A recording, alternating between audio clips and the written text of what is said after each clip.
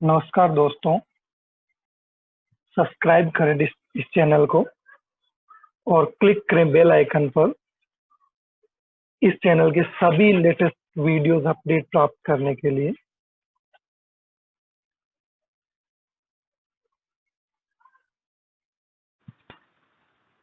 तो आज का अपना टॉपिक है डेटा इंडिपेंडेंस। काफ़ी हमने डेटा इंडिपेंडेंस के बारे में डिस्कस किया है। हमने file system versus database system जब हमने स्टडी किया था तब भी हमने डेटा इंडिपेंडेंस का जिक्र किया था। जब डेटाबेस की एडवांटेज और डिसएडवांटेज हमने स्टडी की तब भी हमने डेटा इंडिपेंडेंस का डिस्कशन किया था। और जब हम कोड रूल्स की बात कर रहे थे तब भी हमने डेटा इंडिपेंडेंस के बारे में डिस्कस किया। तो डेटा इंडिपेंडेंस डीबीएमएस का बहुत ही इम्पोर्टेंट फीचर है ना। तो इस पे एक सेपरेट लेक्चर तो बनता है ना।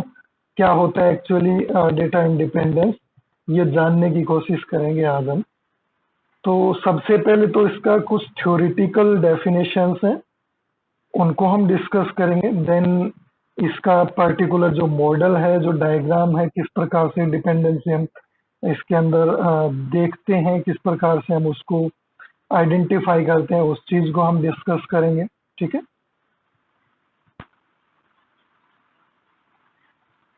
सबसे पहले इंट्रोडक्शन। ठीक है, तो ध्यान से इसको थोड़ा सा समझना। देखो, इंट्रोडक्शन के अंदर वैसे तो मैं आप लोगों को डेटा इंडिपेंडेंस के बारे में बता चुका हूँ, है ना। बट एक बार अपने इसके अंदर और देख लेते हैं क्या कहना चाह रहा है ये।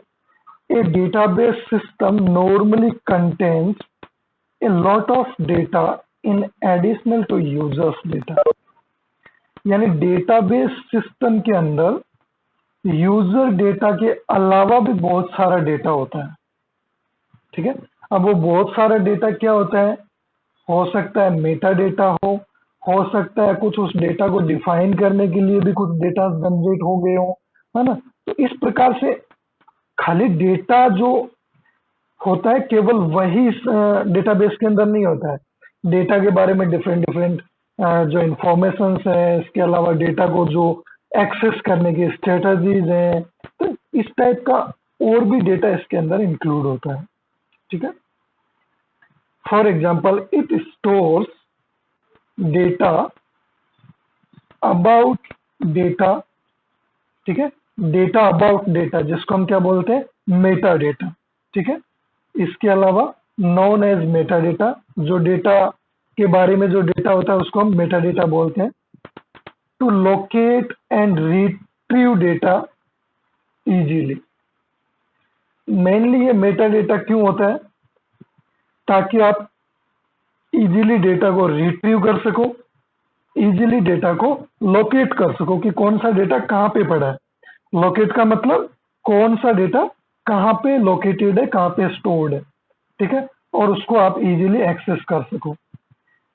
Okay, it is rather difficult to modify or update a set of metadata once it is stored in the database।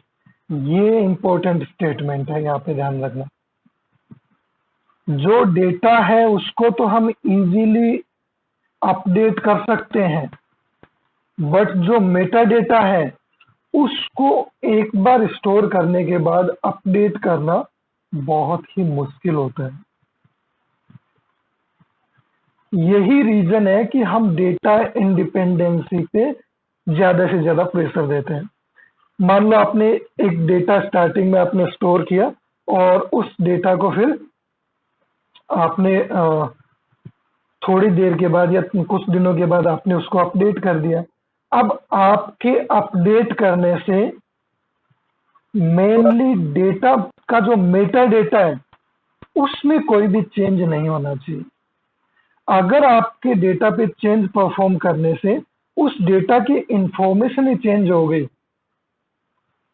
तो आप उस डेटा को जब एक्सेस करोगे तो बहुत बड़ी प्रॉब्लम्स आपके सामने आ जाएगी। क्या प्रॉब्लम आ जाएगी, जो पहले हमने डेटा स्टोर किया था तो उसकी एक्चुअल इंफॉर्मेशन हमने डेटा डिक्शनरी में डाली थी कि ये इस टाइप का डेटा है और यहाँ पे स्टोर्ड है इस लोकेशन पे।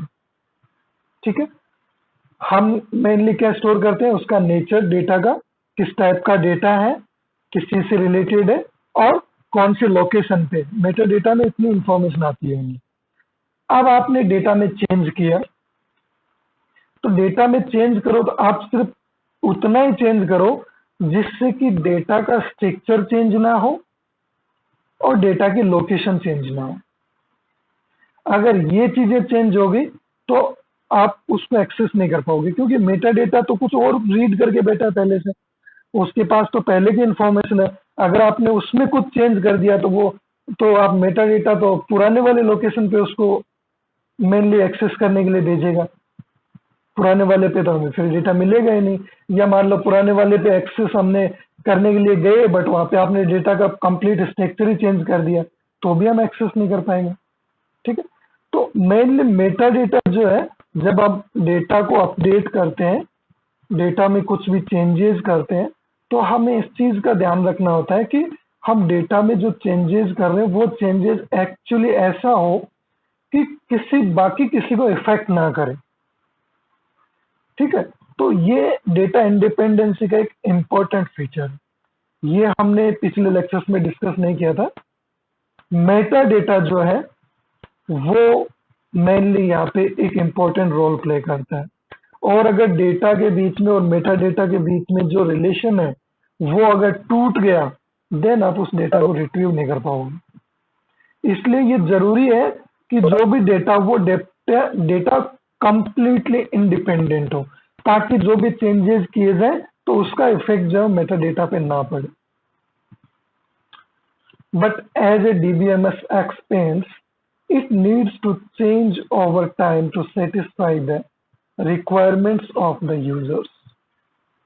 बट डेटाबेस को अगर अपने एक्सपेंड करने की कोशिश करें, उसमें कुछ फीचर्स हम जैसे मान लो वाइड करने की कोशिश करें या कुछ मोर डेवलपमेंट करने की कोशिश करें, तो यहाँ पे कुछ चेंजेस रिक्वायर्ड होते हैं, है ना।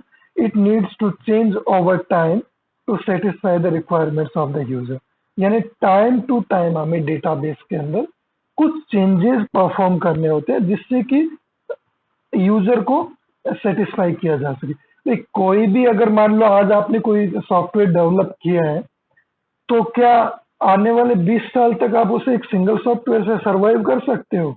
नहीं कर सकते। आपको टाइम टू टाइम उसको अपडेट करना पड़ेगा। ऑब्वियसली आप लोग देखते हो हर एक सॉफ्टवेयर अपडेट होता है। आप मोबाइल के अंदर जितने सॉफ्टवेयर इंस्टॉल करके रखते हो वो भी आपसे बार बार अपडेट मांगते हैं। क्यों मांगते हैं अपडेट? है ना, अपडेट क्यों मांगते हैं? नई एप्लीकेशंस को सपोर्ट करने के लिए उसमें सर्विसेज टाइम टू टाइम जो डेवलपर्स होते हैं वो ऐड करते रहते हैं। तो सेम कॉन्सेप्ट आपके डेटाबेस का है। यूजर को सेटिस्फाई करने के लिए, यूजर की सर्विसेज को सेटिस्फाई करने के लिए टाइम टू टाइम हम इसमें नए नए डेवलपमेंट और नई नई सर्विसेज जो है वो ऐड करते रहते हैं। ठीक है, और ये जरूरी है ना, नीड टू चेंजेस, टाइम के साथ साथ हमें चेंज करना पड़ता है। Okay, now if the entire data is dependent, it would become a tedious and highly complex job. Second जो प्रॉब्लम है जिसकी वजह से अगर डेटा इंडिपेंडेंस ना यूज किया जाए तो बहुत ज्यादा प्रॉब्लम यहाँ पे अराइज हो जाएगी। फर्स्ट तो आपने मेटा डेटा के रेफरेंस में पढ़ी। सेकंड ये है कि हम टाइम टू टाइम जब चेंजेस परफॉर्म करते रहते हैं और वहां पे अगर हमारा डेटा इंडिपेंडेंट ना नहीं है तो उस कंडीशन में क्या होगा, जैसे जैसे हम चेंजेस परफॉर्म करते जाएंगे वैसे वैसे कॉम्प्लेक्सिटी बढ़ती जाएगी और एक हाईली कॉम्प्लेक्स डेटा हमारे पास जनरेट हो जाएगा जिसमें से हम एक्सेस ही नहीं कर पाएंगे और ना ही रिट्रीवल कर पाएंगे, क्योंकि डेटा इतना कॉम्प्लेक्स हो जाएगा धीरे धीरे कि हम एक्चुअली डेटा को एक्सेस ही नहीं कर पाएंगे। कॉम्प्लेक्स का मतलब आपने ये कह सकते हो कि जैसे मान लो मैं छोटा सा एग्जांपल लूं। मान लो आपको दो अलग अलग चीजें दे दी जाए, मान लो आपको शुगर दे दी जाए और आपको टी लीफ दे दी जाए, चाय पत्ती, और चीनी आपको दे दी जाए, दोनों अलग अलग हैं, एक दूसरे से इंडिपेंडेंट हैं, तो आप इजीली एक्सेस कर सकते हो। जब आपको मान लो आपको बता दिया जाएगा आपको चाय बनानी है, तो आप चाय पत्ती उसमें डाल सकते हो एंड चीनी भी डाल सकते हो, अगर अलग अलग है तो, अलग अलग डब्बे में रखी हुई है तो, क्योंकि वहां पे वो इंडिपेंडेंट है। बट अगर मैं एक ही डब्बे में मिक्स करके रख दूं तो क्या आप चाय चाय पत्ती अलग से डाल पाओगे या चीनी अलग से डाल पाओगे? वह बहुत ज्यादा मिक्स और कॉम्प्लेक्सिटी बहुत ज्यादा हाई हो जाएगी। ऑब्वियसली आप डाल सकते हो, एक एक चाय पत्ती का दाना उठा उठा के उसमें डाल सकते हो, है ना, आपके सामने प्रोसेस है, आप फॉलो कर सकते हो। बट क्या वो प्रोसेस इफेक्टिव होगा, ऑप्टिमल ऑप्टिमल होगा? बिल्कुल नहीं होगा, है ना। एक ही डेटा एक्सेस करने में आपको कई घंटों लग जाएंगे, है ना। इसलिए यहाँ पे डेटा इंडिपेंडेंस जो है वो जरूरी होता है। नेक्स्ट पॉइंट देखो क्या कहता है, Meta data itself follows A layered architecture so that when we change data at one layer, it does not affect the data at another level। ठीक है, इस चीज को ध्यान रखना। मेटा डेटा जो है वो खुद भी लेयर्स को फॉलो करता है ना। There are some layers followed by meta data, और प्रत्येक लेवल पे जो डेटा होता है वो दूसरे लेवल से इंडिपेंडेंट होता है। यानी किसी भी लेयर पे जो चेंजेस परफॉर्म किए जाते हैं वो एक्चुअली किसी दूसरी लेयर के डेटा को अफेक्ट नहीं करेंगे, क्योंकि वो इंडिपेंडेंट होते हैं। ठीक है, this data is independent but map to each other. ये सारा का सारा डेटा इंडिपेंडेंट होता है परंतु एक दूसरे को मैप करता है ना, एक दूसरे से जुड़ा हुआ भी रहता है, जिससे कि हम एक्सेस कर सकते हैं।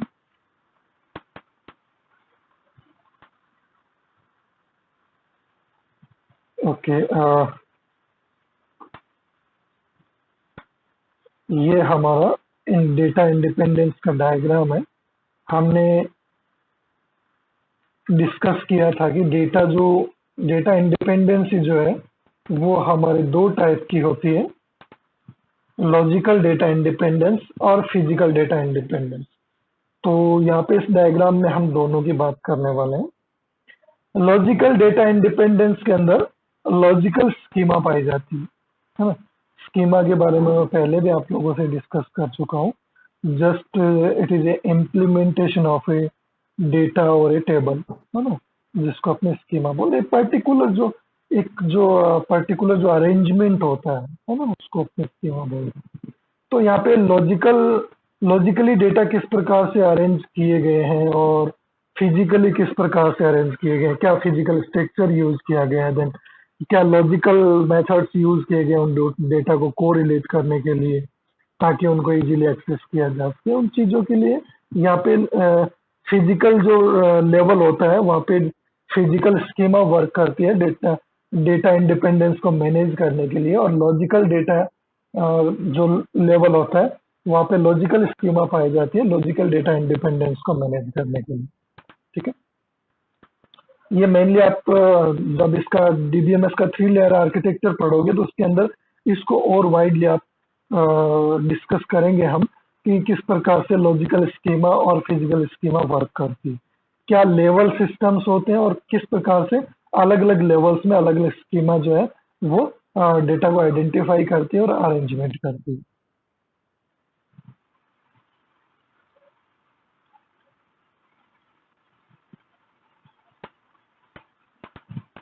Okay, next logical data independence को हम सबसे पहले यहाँ पे डिस्कस करने वाले हैं। तो देखो लॉजिकल डेटा इंडिपेंडेंसी क्या होती है। अगर हम लॉजिकल डेटा इंडिपेंडेंसी की बात करें तो देखो सबसे पहले तो हम डिफरेंस समझते हैं एक्चुअली फिजिकल और लॉजिकल में डिफरेंस क्या होता है। What is physical, what is logical. देखो फिजिकल में वो चीजें आती है जो पर्टिकुलर स्ट्रक्चर से रिलेटेड है। जैसे अपने बात करें फिजिकल अपनी बॉडी से रिलेटेड, तो अपनी बॉडी के जो भी पार्ट्स हैं वो सब के सब फिजिकल है ना। और लॉजिकल की बात करें तो जो हमारे ब्रेन के जो डिसीजंस होते हैं, जो ब्रेन के अंदर जो आपके जो प्रोसेसिंग होती है, वो सब लॉजिकल होता है ना। वो सारा का सारा लॉजिकल होता है। जैसे आपकी बॉडी में नर्वस सिस्टम का जितना भी कंप्लीट वर्क है, वो पूरा का पूरा वो आपका पूरा का पूरा लॉजिकल है। आपका ब्रेन की जितने भी प्रोसेसिंग है, डिसीजन मेकिंग है, वो सारी के सारे लॉजिकल है। ठीक है, तो आप फिजिकल और लॉजिक में सबसे पहले डिफरेंस है ना करें कि फिजिकल जो वही चीजें हैं जो पर्टिकुलर स्ट्रक्चर को फॉलो करती हैं, वो सारी की सारी फिजिकल है।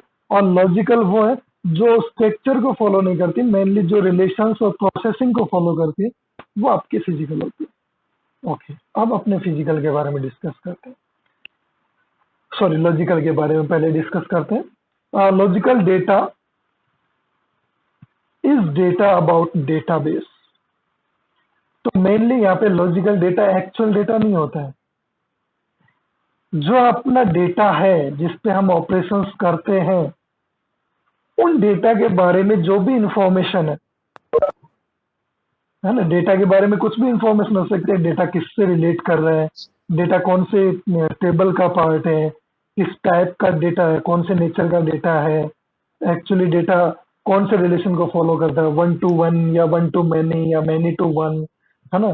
तो इस टाइप की जो इंफॉर्मेशन होती है, उनको अपने लॉजिकल डेटा कहते हैं। उस डेटा के मेनली जो डेटा है वो तो फिजिकल डेटा है, बस उस डेटा के बारे में जो डेटा है वो अपना लॉजिकल डेटा है।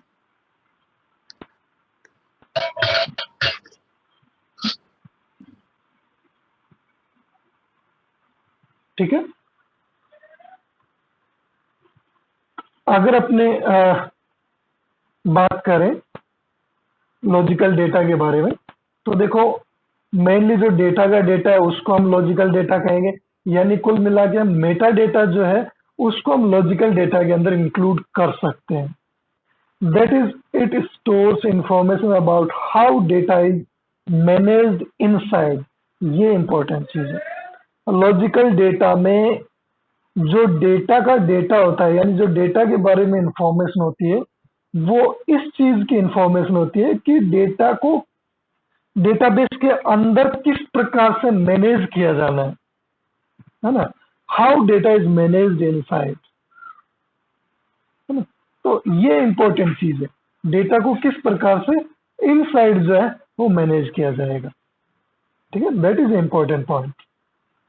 For example, A table, table को हम रिलेशन बोलते हैं डेटाबेस की लैंग्वेज में, ध्यान रखना इस वर्ड को।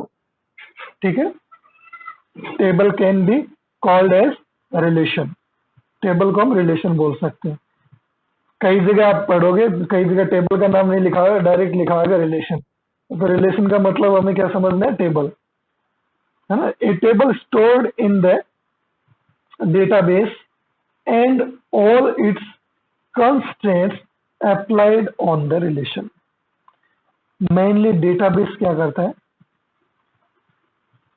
एक टेबल यानी एक रिलेशन जो डेटाबेस के अंदर स्टोर्ड होती है ना, उसमें जितने भी उस टेबल पे कंस्ट्रेंट्स है।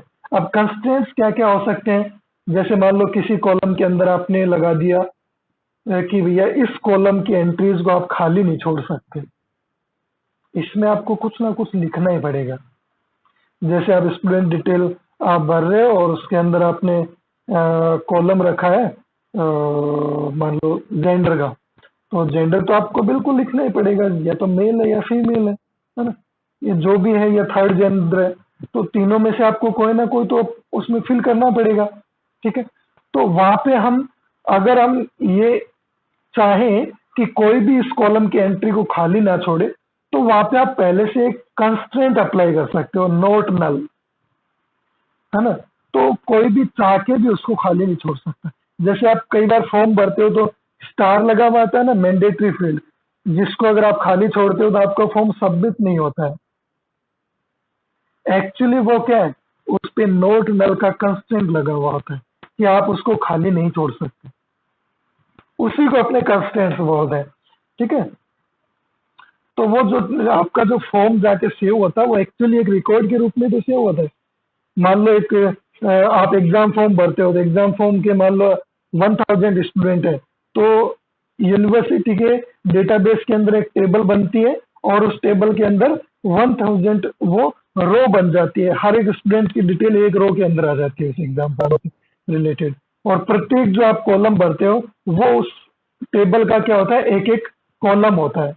जैसे आपने नेम लिखा, फादर नेम लिखा, जेंडर लिखा, जो भी आप फिल करते जा रहे हो उसका एक एक कॉलम है उस टेबल के अंदर। तो 1000 स्टूडेंट ने अगर फॉर्म अप्लाई किए तो उस टेबल के अंदर 1000 टपल्स बन जाएंगे, ऑब्वियसली 1000 रिकॉर्ड उसके अंदर बन जाएंगे, है ना। तो मेनली हम टेबल के अंदर कंस्ट्रेंट्स जो है वो अप्लाई कर सकते हैं, all its constraints applied on the relation, है ना। हम रिलेशन जो भी टेबल हम बनाते हैं, जिस टेबल के अंदर पर्टिकुलर जो यूजर है वो डेटा सेव करेगा, तो उसके अंदर हम कंस्ट्रेंट्स अप्लाई कर सकते हैं, ठीक है। इसके अलावा भी बहुत सारे कंस्ट्रेंट्स होते हैं, मैंने ये तो जस्ट आपको एक एग्जांपल दिया। तो इसके अलावा बहुत सारे कंस्ट्रेंट्स हैं, हम आगे से आगे जब हम डिस्कस करेंगे तो हम मल्टीपल कंस्ट्रेंट्स के बारे में पढ़ेंगे, क्या क्या कंस्ट्रेंट्स हम अप्लाई कर सकते हैं टेबल्स पे, डेटाबेस पे। तो ये कंस्ट्रेंट्स जो है ये क्या है, ये आपके लॉजिकल की फॉर्म में आते हैं, है ना। तो यहाँ पे जो है लॉजिकल इंडिपेंडेंस को हमें यूज करना है, इम्प्लीमेंट करना है, ठीक है।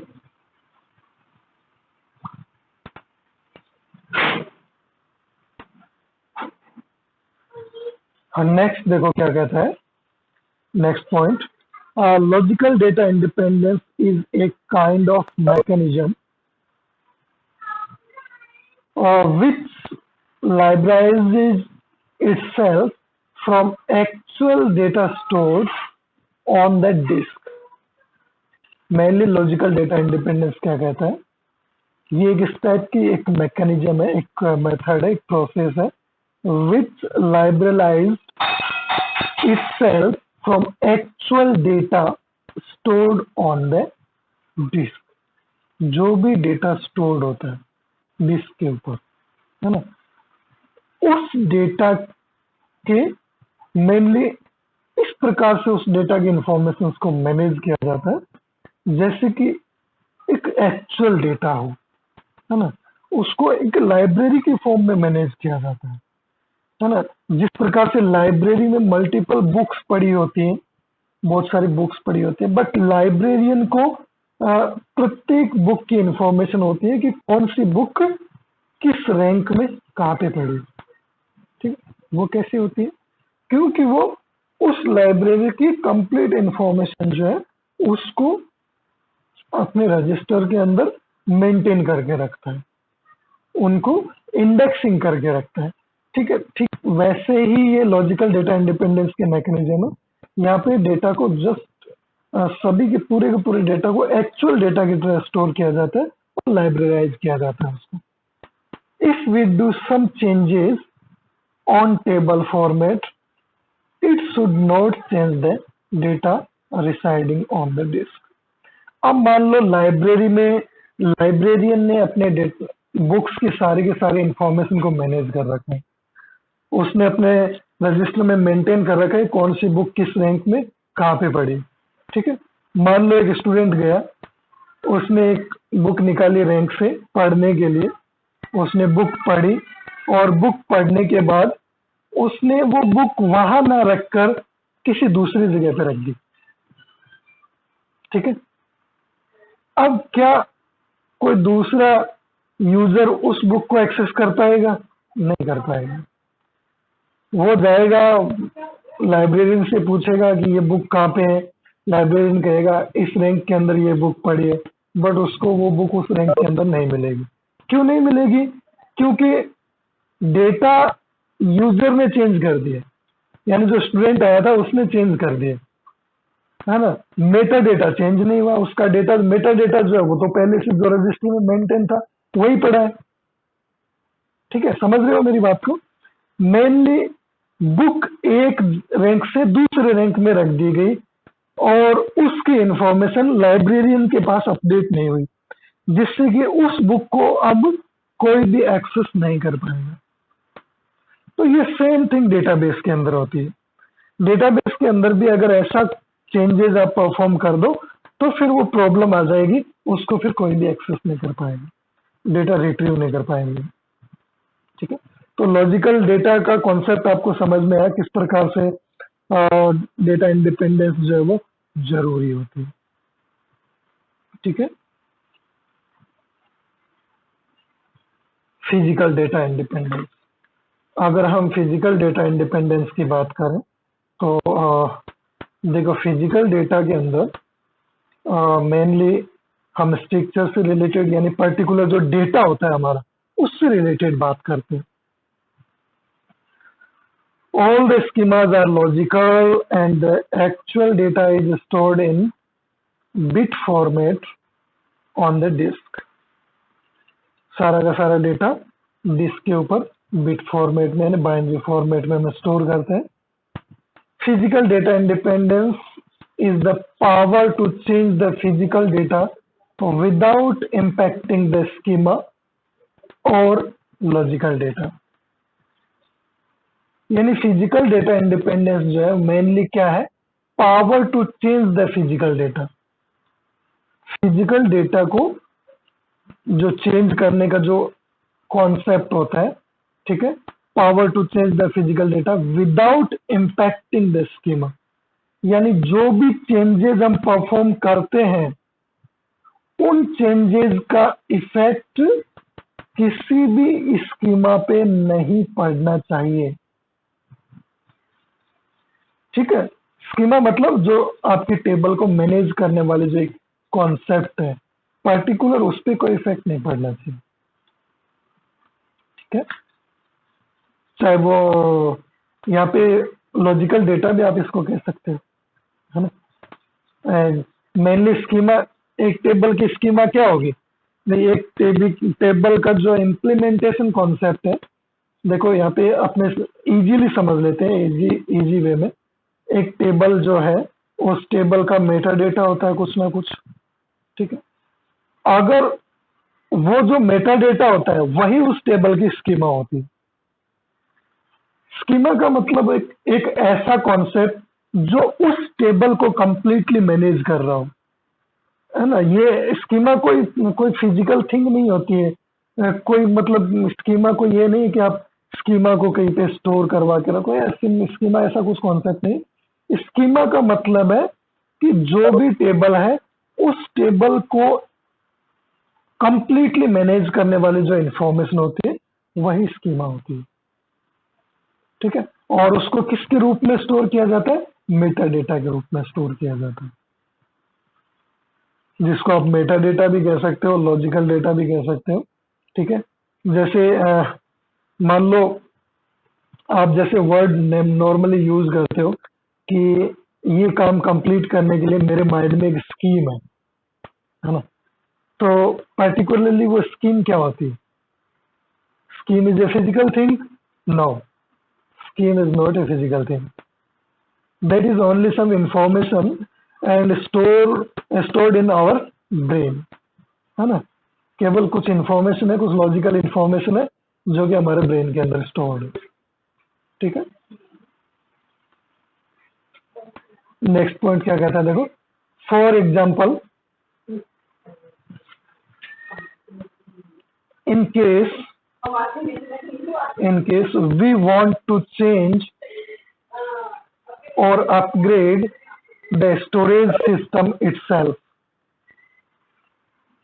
ठीक है, in case we to change the upgrade the storage system itself। अगर हम कोई भी चेंज परफॉर्म करना चाहते हैं या कुछ अपग्रेडेशन परफॉर्म करना चाहते हैं, ठीक है, सिस्टम के अंदर, suppose we want to replace hard disk with SSD.